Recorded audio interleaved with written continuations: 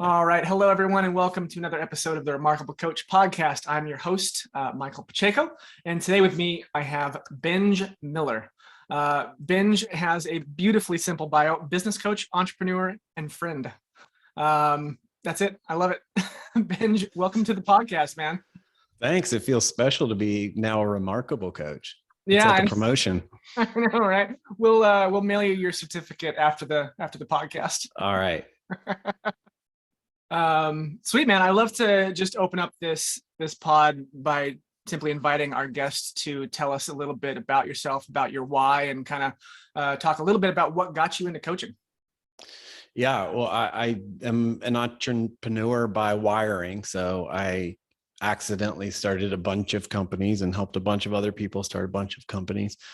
And when I got my act together and got a couple coaches, it greatly accelerated my journey as an entrepreneur. It allowed me to learn from other people instead of learning by my own mistakes over and over and over again. So that I was a big fan of that, and then got to become a coach of my own. What drives me is I really focus on small, medium-sized business, kind of SMB. My absolute sweet spot is kind of 25 to 75 employees, kind of in that stage 2 company. Some of my clients are much larger, but I love the transition, helping a founder go from like having to know everything in the business to having to lead a team of really strong leaders in a senior leadership team. Like, I love that. I love the breakthrough for that person that gets to happen. But the reason that I love that segment of the market is because I think these are the best places in America to work. So the small businesses, to me, are the lifeblood of our communities. They create the jobs, which those jobs give purpose. They feed families. It creates the philanthropy. It creates the value creation for an entire community.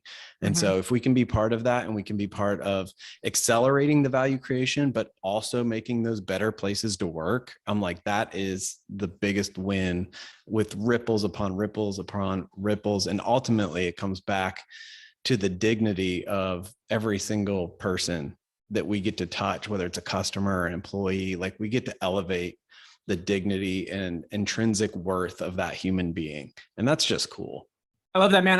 That resonates very, very strongly with me, because as a marketing agency owner myself that works with coaches, I'm not always able to directly affect or influence someone's lives. So for us too, like, it's all about the second and third order effects, right? It's about the customer that is getting changed, or the leaders that are becoming better leaders, and their teams that are becoming better, right? All that second, third, fourth order effects. So that totally resonates with me. Would you say, are you more of, like, as a business coach, you also talked a little bit about, leadership breakthroughs. Are you more of a business coach on, like, maybe the ops side, or a leadership coach working with people, or do you do both? Yeah, I only work with senior leadership teams. I want to empower them with some tools, principles, ways of thinking, so that they can better affect their organization. But I don't want them to rely on me, and I don't want to be some outside guru that the organization looks to, but they really look to the senior leaders within their organization. So I am very consistent. I only do one thing. I help organizations run on an operating framework called System and Soul. And so as the name suggests, it's got a lot of system to it. So you mentioned ops, that's probably the system side, but then the soul side is about the people, the culture, and the identity of the organization. And at the end of the day, becoming like world-class problem solvers, we want to know how to elevate the people in our organization, help grow them. And so there's the soul side of the organization, but also the soul side of every individual within the organization, and how that actually intersects the operations of the business. These aren't like two separate things, but having a system makes the soul true. Like, we operationalize the culture that we intend to have and want to have as we scale. And at the same side, the soul makes the systems matter, because there are plenty of really, really well-run places that are awful to work at, right? So we've got to have like both of these things, and they can actually elevate each other. And that makes it worthwhile to me. Nice.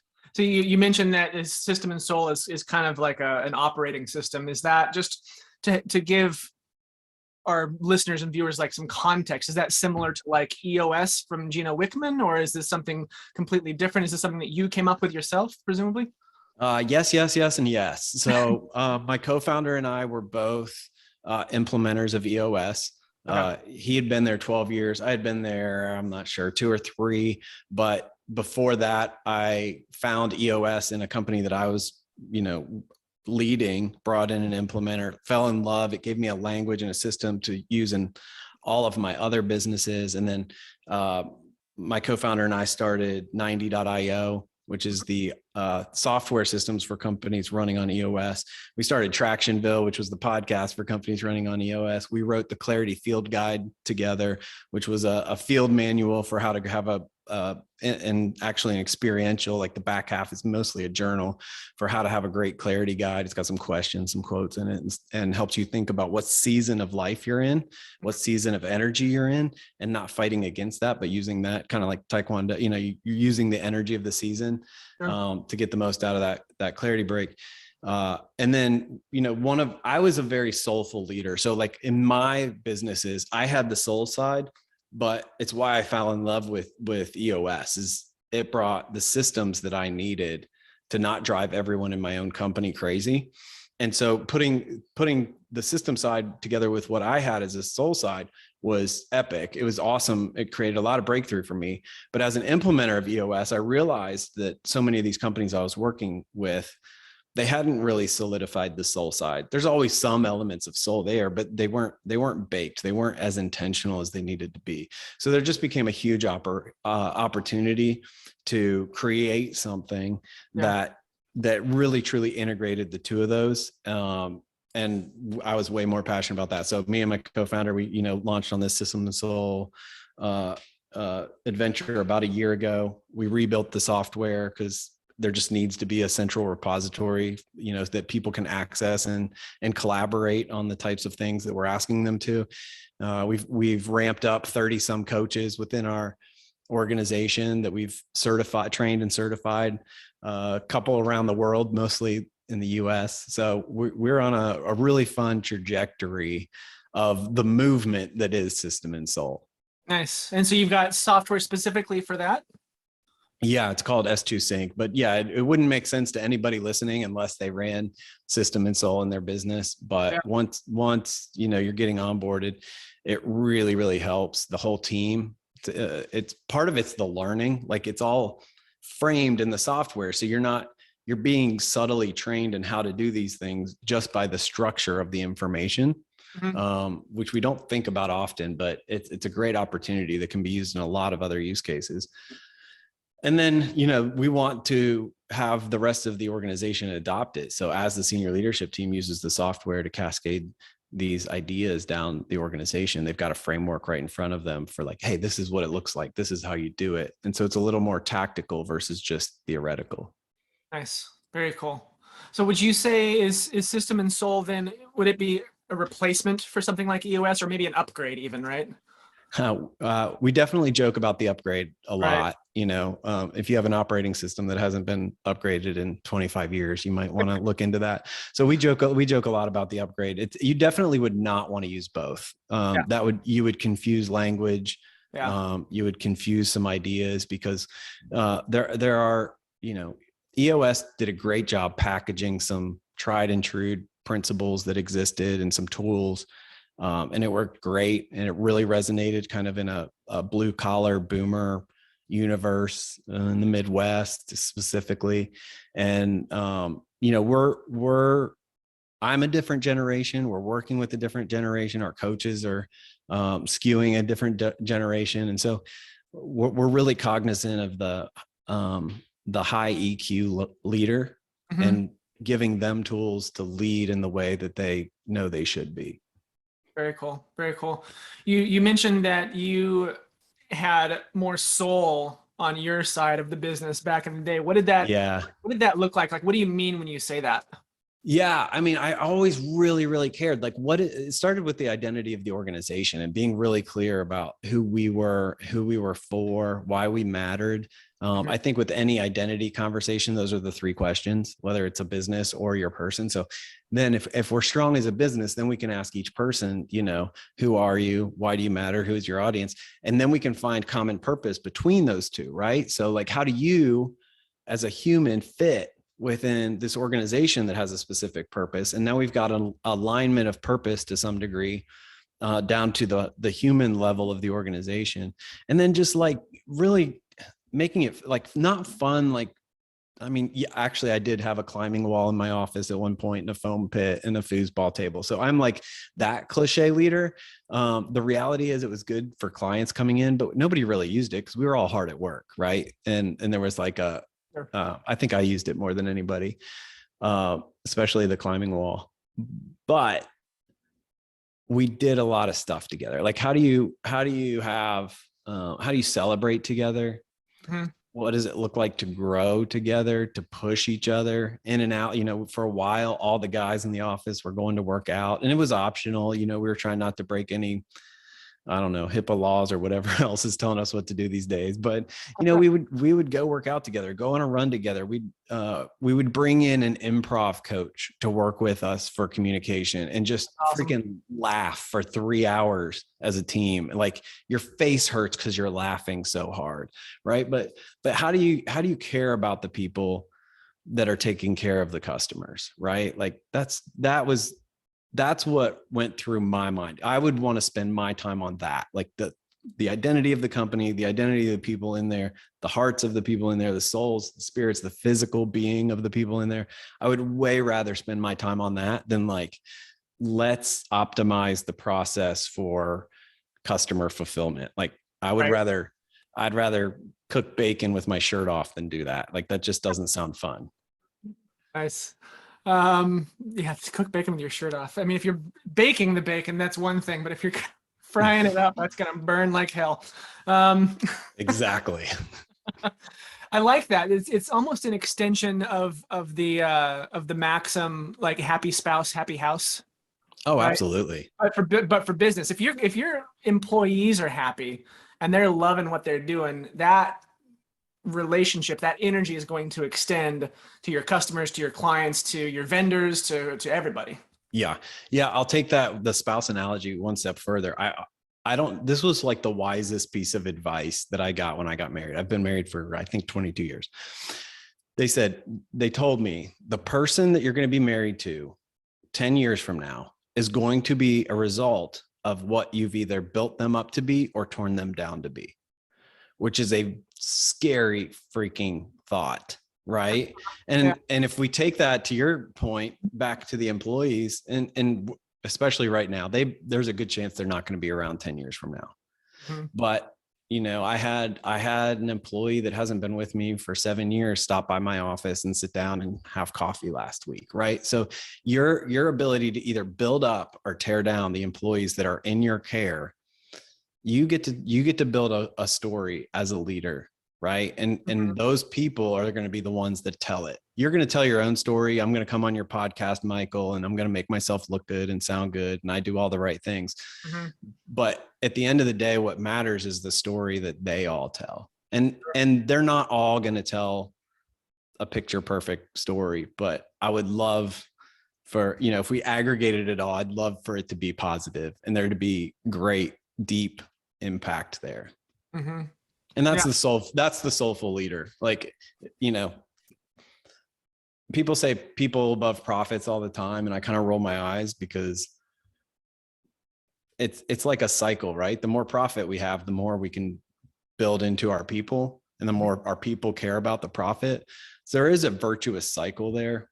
So I don't mean to roll my eyes like it doesn't matter and it's wrong, but they go hand in hand. And it's kind of like the tide that rises all boats. Yeah. If we care about the people and the profit, really cool things can happen. Yeah. People before profit is a lazy platitude, Yeah, that's a great way to say it. right? Yeah. It's just lazy thinking. Like it's not just people before profits, it's people and also profits. And also people. and also also profit. Yeah. it keeps it Yeah. going. Yeah. Yes. Yes. Cool. Benj, what is a typical engagement with you look like? It takes about 3 full session days. So like I said, I work with the senior leadership team. I come in, we do what we call a day one, where we are really focused on kind of the system side of what we do, learning some tools, implementing some tools, getting accustomed to how they work and the thinking behind them. And then we take about 30 days and we come in for, we call day 31 and 30, day 30 and 31. And on those 2 days, those are some of my most fun days with the client. We're filling out what we call it the S2 roadmap, S2 meaning system and soul. But as soon as we fill it out for them, we change the name and it's the, Acme roadmap. It's their roadmap. Sure. Just like you'd have a roadmap for a piece of software, this is the roadmap for their organization. And some of it has to do with the milestones of what you would, build and release, right, as software. But more of it has to do with kind of the ethos, identity of who they are, where they're going, why that matters. What's the story? Talked about identity earlier. What's the story that brings other people into it? We help them identify their hedgehog concept, which was made famous by Jim Collins, right? Which is just like one of the best decision-making filtering tools that a leadership team can have to stay focused on what you're really about. So we fill all that roadmap out in this next 2 full session days. And then I show up once a quarter and facilitate them figuring out, how did we do? We always learn something new. Then we look ahead at the next 90 days, figure out what our quarterly objectives are. What are the most important things that we want to celebrate having completed 90 days from now? And then we talk about the big opportunities that are addressing, in front of them. They could be small, they could be huge, but we want to get as many of those out of the way, clear the path to have the best quarter ever. Nice. You mentioned using the hedgehog concept as a decision-making filter. Yeah. I like that. Can you talk a little bit more about that? And if you would briefly explain what the hedgehog concept is for our listeners and viewers that may not be familiar with Jim Collins' work. Sure. So deep dive would be in chapter 5 of the book, Good to Great by Jim Collins. He knows the chapter, ladies and gentlemen. He knows the chapter. Well, we've got to cite the source. I'm not the expert here. There's also some really good, quick YouTube videos on it from him. But the story of the fox and the hedgehog actually is a fable from the 1800s that was used as a metaphor in that chapter. And the idea is that companies that went from good to great were not like the clever fox that came up with a new strategy or new idea or new tactic every day to eat the hedgehog. The hedgehog would win every day because it only had to focus on one thing over and over and over. For a hedgehog, it's curling up in a little ball. For a company, it was made up of 3 things. So it's, what are you deeply passionate about as an organization? What can you be the best in the world at? And what drives your economic engine? And if you think about those 3 things like a Venn diagram, then you would want to stay focused on what is right smack dab in the middle of all 3 of these things. We are deeply passionate about this. We can be the best in the world at it. And it has a way of driving our economic engine. So what is the thing, so we get an opportunity to, let's say, make an acquisition. Well, does it fit what we're the best in the world at? Do we care about it? Are we passionate about this thing? And will this ultimately drive our economic engine of our business? And so most big and small opportunities that come up that, we need to say yes or no to as leaders can be driven through that filter. Not all of them, right? But it's a great starting point, because if we can filter it and know the answer, yes or no, right there, and stick to it, then we save a lot of horsepower. Yeah. You're focused on the one thing every day over and over again. That's it. I dig it. Where do you get your clients? How do you get your clients? How do you market yourself? Well, I'm blessed enough at this point that I don't have to. I've got a pretty full book, and my clients refer me to their friends. And so most of my clients are now friends of friends. It was not always like that. The first year or 2 were hard. I had a decent network from the different businesses I had been in here in Atlanta. over the last decade. So, it's always hard to start something new. The first year it was slow, and then kind of a snowball's effect after that. I have started becoming more active on LinkedIn with sharing my thoughts. I'm naturally an introvert, so I tend to keep all my thoughts to myself. I'm pretty good, sitting here with you one-on-one. You ask me questions. I'm not without thought, so I can answer that. But putting myself out there is new. So I've engaged more on LinkedIn in the last couple of months, and I've actually enjoyed that. And I've also started what's called the 261. So there's 261 work days in a business year. And so as leaders, we've constantly got this like running list of the things we're supposed to remember, the things that we're supposed to do that are maybe outside of our job, normal, like to-do list jobs. So we organized those, me and my team did. And so we have an email with one short thing every day to think about, to do, or to remember. So it's a low lift every single day, but it's kind of like that 1% idea. If we get 1% bigger over time, it's a massive exponential effect. So the 261.com, it's the word and the number is 261. That's been a lot of fun. And I don't know how people are finding it, but that has been a way of growing my audience for sure. Nice. Yeah, actually, I was telling you before we hit record, I just signed up for it, and we'll make sure and get that link in the show notes as well. Yeah. And if you sign up, we love feedback. We get multiple pieces of feedback every day. It's kind of fun. It's very high engagement, mostly because we made it, you can read it in about 60 seconds or less. So you're good. All right. Yeah, I like it. Yeah, no one wants to, we don't need more 3-page newsletters in our inbox. No, I don't. Benj, when you first started coaching, what sorts of things did you struggle with initially, and how did you overcome those? The thing that I always struggle with is I have a fine line distinction between a coach and a consultant. And I love being a coach, and I never want to be a consultant. And I think that the subtle difference is a consultant's there to give you the answers. So I constantly want to take people back to the framework, the tools, the thinking. Even as a coach, you can reflect what you're seeing in the room or ask a great question. There are definitely times that I've gotten myself in trouble by offering an idea, because I love ideas and I can get sucked into the conversation as well.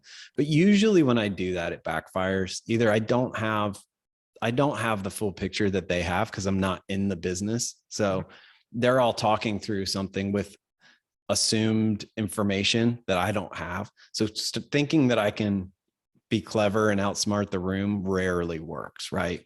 So that's definitely something I've had to learn and refine.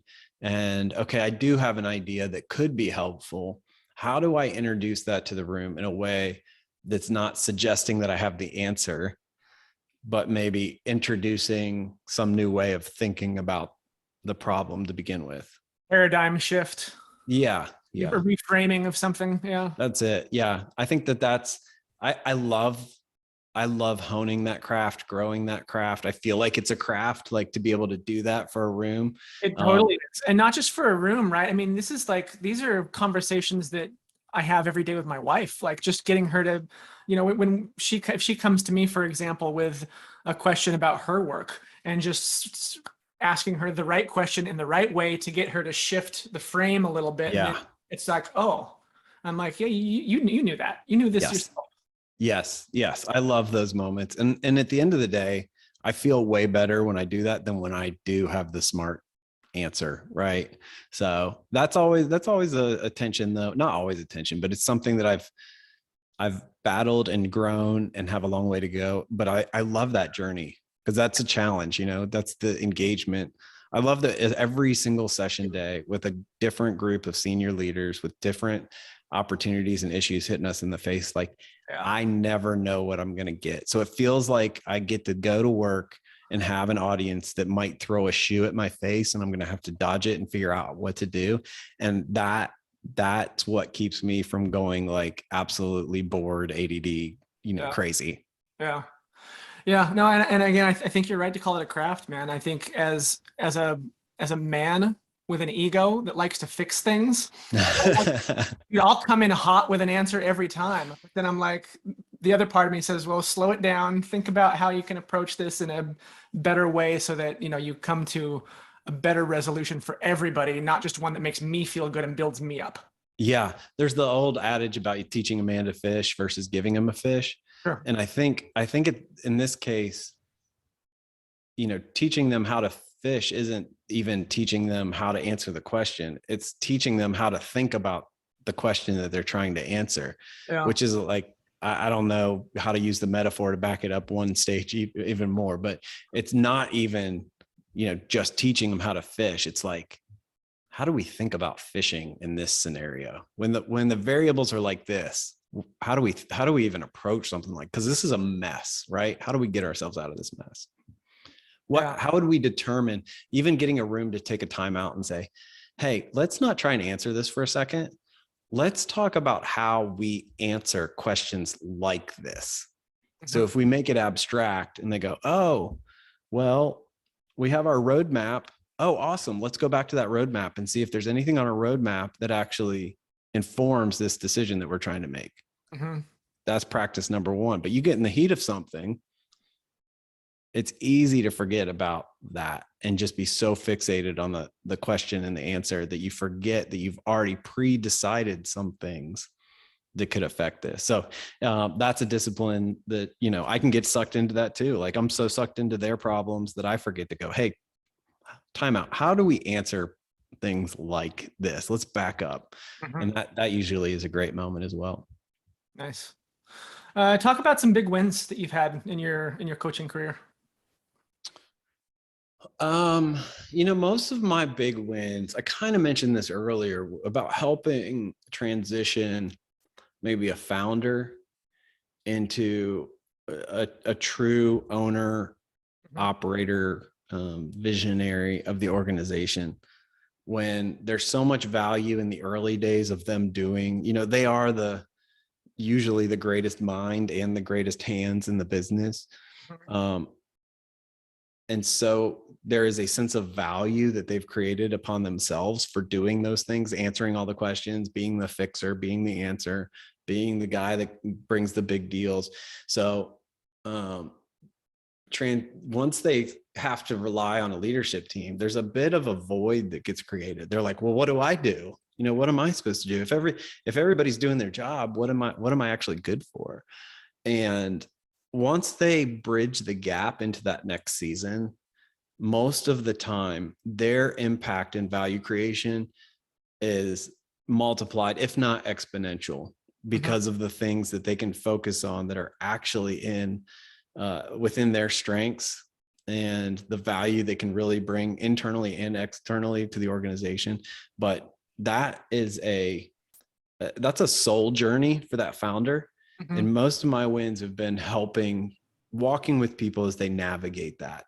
And it takes a good coach, but it also takes a good right-hand man, that operator of the business. It's like, no, I got you. All those things that you stay up worrying about at night, not only am I going to worry about them for you, but I'm going to put systems in place and the right people in place so that nobody has to worry about them. They happen, right? So there's a whole maturity of the organization that has to happen, but it has to happen at the rate of the maturity of those senior most people. And that to me, those are the biggest wins, because getting to the other side of that, I could talk about, I had a client that I was with about 2.5 years. When I started with them, they were about 6 million in revenue. And there's a good chance they will transact before the end of Q3 for somewhere in the neighborhood of $200 million. So do I take any of the credit for that? I don't know. It was really fun to be along for the ride with them. And that stuff if you can't accept causation, you got to at least take correlation. Yes. Yeah. I'll take that. The question is, would it have happened without me? And they're really, really smart people. So maybe, but it would have taken somebody like me in an operating framework like System and Soul for them to be able to mature as quickly as they have. So it's really fun to get to be a part of that. And you're, in your own words, kind of walking with them on this journey through, I don't know, self-discovery, the soul, Yeah. right? What does that look like on your end as a coach? Like, do you have specific tactics, worksheets that you give them, or are you playing it? I'm assuming you're not playing it by ear the whole time, right? Because this is part of a rating system. Right. Yeah. So the way our operating framework works is we get almost all of the fundamentals in those first 3 days. Mm-hmm. And then on the quarterly, we are refining those. And so let's take something obvious and easy, like a company scoreboard. Mm-hmm. You're going to have one at the end of day one. Mm-hmm. It's going to be awesome somewhere between 12 and 18 months, right? So there's a maturing that happens, whatever. But then we have, as coaches, we have a giant box of exercises and tools that we can draw on. And it's up to our expertise to know when the right time to bring those in. So I always do a pre-call, hey, what do I need to know to make this session day like banging, like the best value it possibly could. And they'll give me some insights, what's going on in the business or the people or whatever it looks like. And so I'll shape that day around that feedback and bring in the tools and the exercises that can benefit them the most. Nice. Are you typically hired by the company to work with leadership, or does the leadership hire you directly, or what does that look like usually? No, the company's working with me because I only work with the senior leadership team, and it's only collective. I'm not a one-to-one coach or, but a leadership coach in the sense that I'm working, if somebody needs me between sessions, they'll call and we'll talk, but rarely is it more than once, and rarely is it more than either that visionary or that operator of the business. And, but yeah, if they want one-to-one, or they want somebody to come and do workshops within their business, I usually refer that out. Do you find that you're ever stuck in a position of where you've got a conflict of interest because the person who hired you, right, or the group that hired you is the group that you need to be brutally honest with? Yeah, that happens. It happens more than you would think, because so often they are hiring somebody to come in and confront the things that they're not willing to confront themselves. Okay. Yeah. Either in themselves or in somebody else in the room, or the organizational dynamics as a whole. So I don't care who's paying me. My job's to be brutally honest to help the organization win. And that can leave people feeling butthurt sometimes. I'm going to do it as gracefully as I can, but like you said earlier, people do have egos, and people do have feelings, and people have different levels of emotional health. And I try and be gentle, but we're going to be firm. You asked about wins there earlier, and the first thought that went through my head is one of the organizations that I wrote about this on LinkedIn. What did I name him? We'll use names to protect the innocent. I think I named him Sam, but I don't remember. We had an org chart that had one guy still reporting to the CEO. Oh. And we called it structural debt, right? The structure of the organization. And we hadn't moved this one guy because he had been there for a really long time. And, he wasn't hired to report to anybody but the CEO. And, we weren't sure how he was going to feel about it. And so I just stopped the room. I'm like, so let me be clear. Sam's emotions are running the business. And the CEO just went, shit, Benj. And that was one of my, just that candid feedback of like, okay, that's okay. And we decided to leave it that day. That day wasn't the day to change it. Sure. But the reality is like that is the reality, right? So if we can deal with reality, or know what reality is, then we can decide how to deal with it. Or maybe to say, hey, now's not the time to deal with this, right? Well, we would rather carry this structural debt into the future because we've got bigger things that we need to focus on right now than that. And that's unacceptable. That's it. Just call it. Calling it out becoming aware of it, shining a spotlight on it, that at a bare minimum, that puts it in your back pocket. It puts it on the back burner. You're thinking about it, even if you're not thinking about it, right? Your subconscious is processing that. And at some point in the future, when it's time to circle back to that, it's going to be a little bit easier because it's not going to come out of nowhere. Yeah. And we're not justifying it. We're calling it what it is. It's not okay, but now's not the time to fix it. Yeah. Okay. That's why you're a leadership team. You get to decide that. Yeah, nice. Let's flip the wins upside down. If you would, recall a time or two where you've just failed on an epic level and learned a lot from it. Oh my gosh. Almost everyone ties back to what we were talking about earlier, where I think I have like some genius idea that they haven't thought of in the room. And I throw it out there and it just bombs. Like that is my go-to failure. So I'm trying not to relive that one anymore, trying really hard to learn from that one. But that's absolutely it. And then this is, how do I explain this? I always now assume that everybody in the room is dealing with something that I don't know about that's serious. Like somebody's mom just died. Like if I treat everybody in the room like they're coming in here today, but their mom died last week, like hopefully it's a safe enough room. We always do a interpersonal check-in at the beginning, but that stuff doesn't always come out. But I don't know if it's COVID. I don't know if I don't know what's caused it. Maybe it's always been the case, but there's definitely a high percentage of people that are dealing with something serious stuff. There's also a higher number. I don't know if we're allowed to talk about this, Michael, and maybe it's generational, of just people that are more fragile than, I grew up in a working town, baling hay in the summers as a teenager, so I'm a Gen Xer that grew up on a farm. So I know, yeah, I know about anti-fragility. Yeah, it's like some people are just fragile and can't handle like big boy conversation. Yep. And so like I will always ask, like, Michael, are you open to having some tough feedback right now? Mm-hmm. Ask permission before you step into the conversation. Yeah. So lesson learned there, right? But and it's really awkward for somebody to say no in that moment, but they have to prepare and to, take a deep breath. Mm-hmm. And usually by asking that, they know it's coming in love. Like I genuinely want the best for you mm-hmm. and the company. There's no you versus a company here or me. Like I don't have a dog in the fight. Yeah.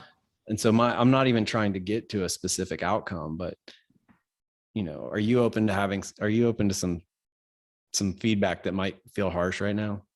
Yeah. Sure. Okay. So yeah, there's something about the tone has changed to where we've got to just be a little gentler. But some of it, that's what's hard, Michael. Some of it's the fragility, but some of it's like there is real serious stuff affecting people right now. Always. So how do we be a little bit cognizant that we don't have the whole picture? Sure. And invite people into conversations. Yeah. Because you never do have the whole picture, right? Someone's wife or husband may have just left them or something at home. Like, yes, nobody knows. Yes. So you have to be. All right. Yeah. So you've mentioned your relationship like 3 times today. Do we need to talk about that, Michael? I don't think so. We're pretty good. Okay. Just checking on you. No, yeah, that's good. I was going to say 2 books that come to mind about these having difficult conversations. One of them is Fierce Conversations.